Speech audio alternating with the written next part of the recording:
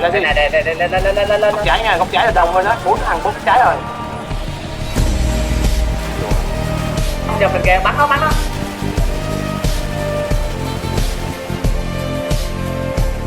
Yếu rồi, sau lưng có nha. Rồi, nấp đây nha. Rồi, đẩy lên nè anh em ơi. Đi qua bên đây, đi qua trái đây nè. Đẩy lên đâu anh béo. Nó dưới đập hai rồi. Rồi, đây để em. Rồi, với đen ơi, Tuấn anh chơi. Anh đâu rồi? Ở dưới hả? Anh ngay chỗ cái bo tàu lửa. Luôn anh con.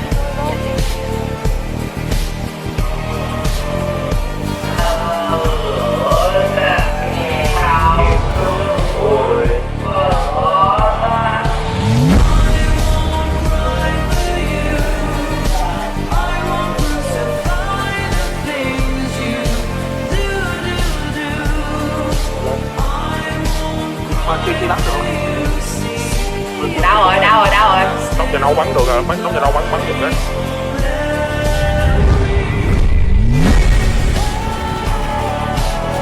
Như nóc nhà có cánh tủ 1-2 á, với lại TNT còn nha, phải nhận nha.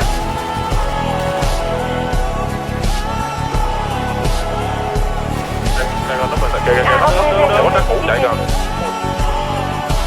Báo là một cái trái xuống đấy.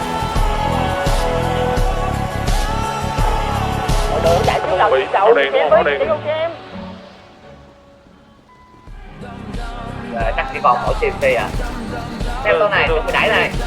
Tôi bị ơi. Rồi, tôi tách cho này. Tôi quan cái đi theo sau tôi nhá. Đây, mấy tôi ăn theo tôi này. Tôi tách cơ cho. Chỉ quan. Tôi theo mấy xe đấy hơn. Chạy thẳng lên mấy chú ăn, đừng sợ, chạy thẳng lên luôn. Đừng sợ, chạy thẳng lên.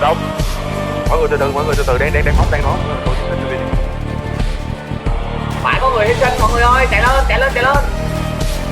Đợi em tăng nè. Anh là em nè. Anh lên rồi nè. Lên đang anh phút lên luôn sẽ dàn bên trái. Em thẳng lên nè. Một đau. Tôi sẽ dàn đúng không? Con Tesla màu đen đang chạy lên nè, con Tesla màu đen đang chạy không bên sau mấy chú em. Tôi luôn đây. Xe đen là Lucas nha, xe đen Lucas vô đi nha. Quân đi.